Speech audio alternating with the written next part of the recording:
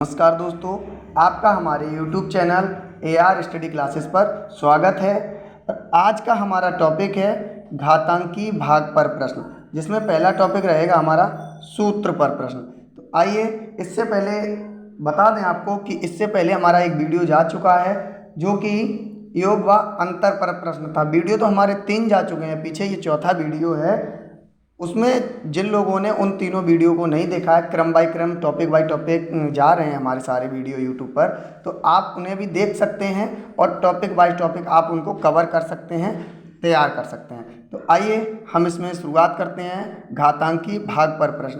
तो इसमें हमारा पहला टॉपिक है जिसमें हमने पॉइंट दिया है यानी सूत्र पर प्रश्न। तो पहला हमारा एक नोट पॉइंट हमने बनाया है जिसमें लिखा है a की पावर n प्लस b की पावर n में यदि n विषम हो तो इसका एक गुणनखंड निश्चित रूप से a प्लस b होगा। यानी विषम क्या होता है इसको मैं समझाने की कोशिश करूंगा इस अलग से पेपर पर।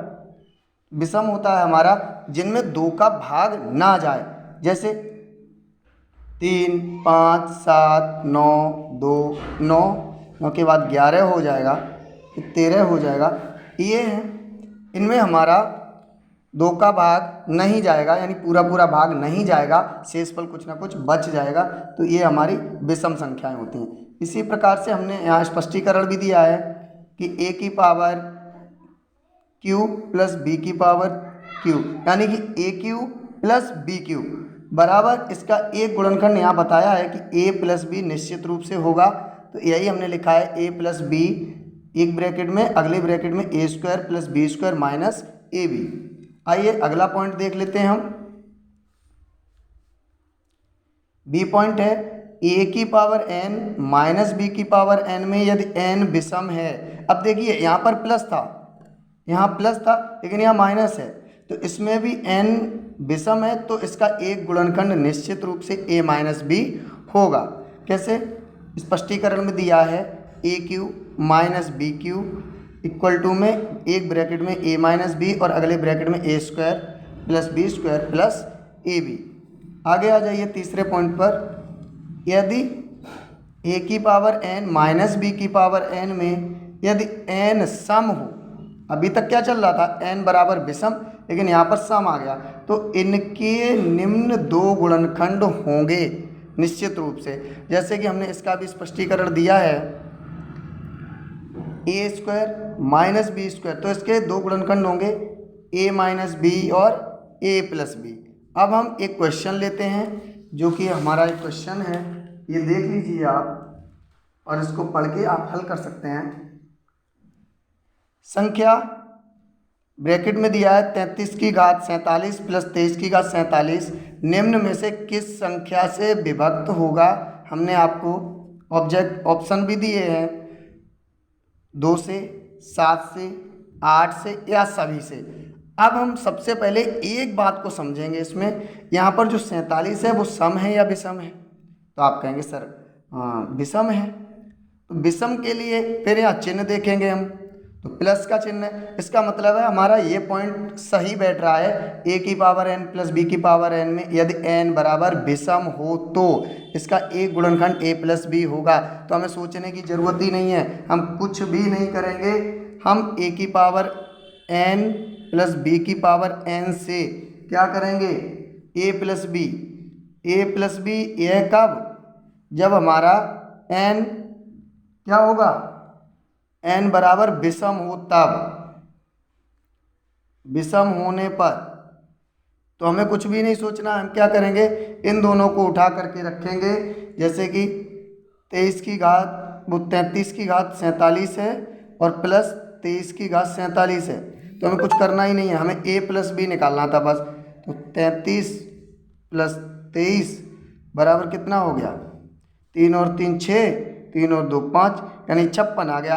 अब 56 में हम 2 से भाग दें तब भी जाएगा, 7 से भाग दें यानी 2 से करेंगे तो 28 बार में 28 दूना 56 होता है, 7 का करेंगे तो 7 अट्ठे 56 और 8 का करेंगे तो 8 सत्ते 56। मतलब ये है कि हमारा इन सभी से चला जाएगा, यानी कि यह क्या है 2 7 8 से विभक्त